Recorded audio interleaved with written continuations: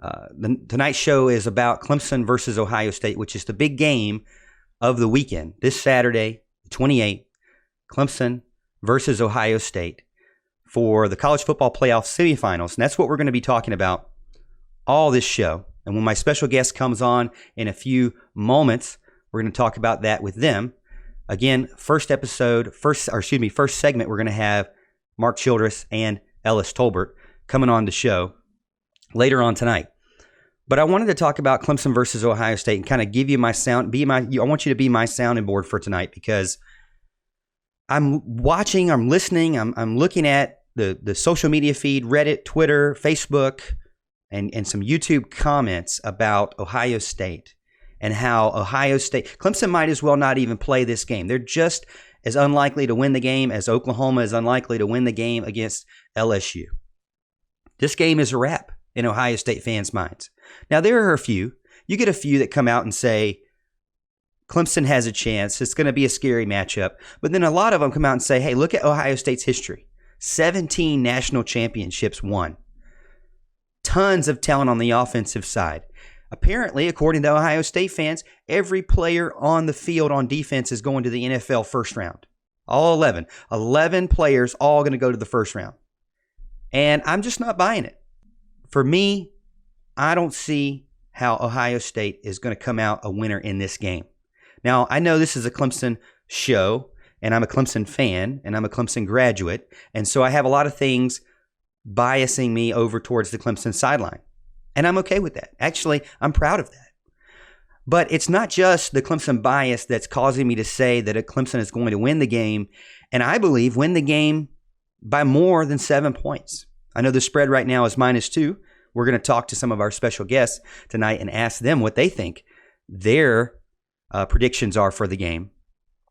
But when I break it down, I look at Clemson's offense. Trevor Lawrence, yes, he's a sophomore, but last year's game against Notre Dame and against Alabama. See, a lot of people forget that this offense is very close and similar to the offense of last year.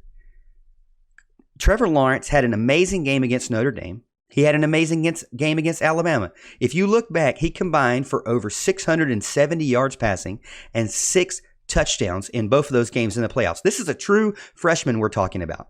This is the type of guy that's going to go in the first round of the NFL draft and quite possibly the number 1 overall pick in the NFL draft when he's eligible after his junior year.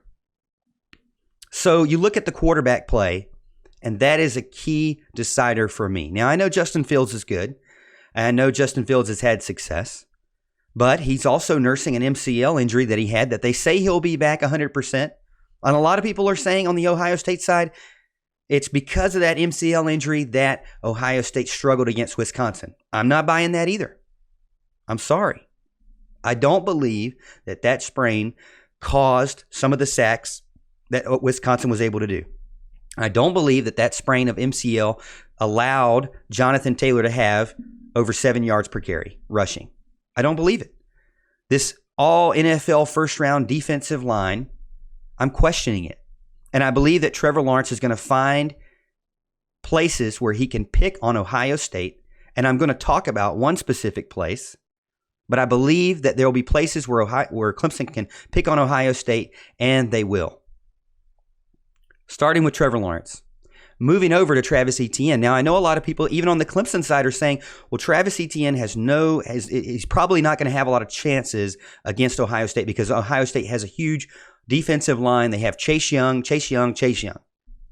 And he is amazing, and we should bow to him, and we should maybe just give up running the ball altogether. But Travis Etienne is going to have opportunities to rush the ball in the game, no different than Hassan Haskins for Michigan. He had over 6 yards per carry against Ohio State. That's pretty successful for a running back who's not really the best running back in there. I believe he converted to a running back from, I believe, a linebacker position. Correct me if I'm wrong, but I know he at least converted. I'm not exactly sure. We'll have to get Ellis Tolbert on the line to let me know exactly where he converted. But Hassan Haskins is not a traditional running back like Travis Etienne. And then you look at Jonathan Taylor. Jonathan Taylor ran it for over 7 yards per carry against Wisconsin in the biggest game of their season in the Big Ten championship game on a neutral site. Now, you're telling me that Jonathan Taylor and Hassan Haskins can do it, but Travis Etienne can't because Chase Young. I don't believe it. I'm calling you on it right now. Coming this Saturday, I'm looking for Travis Etienne to have a big game, and I believe he will have a big game. If you look at the blueprint of what those two teams did, they molded their offense, the run game, against Chase Young. Now, that's where I'm going to give him credit. Yes, offenses have to go into the game, and offensive coordinators have to look and say, hey, Chase Young is there. We need to design plays around him because we can't go through him. He's a massive human being, and he is definitely a top-level NFL draft pick, an elite player.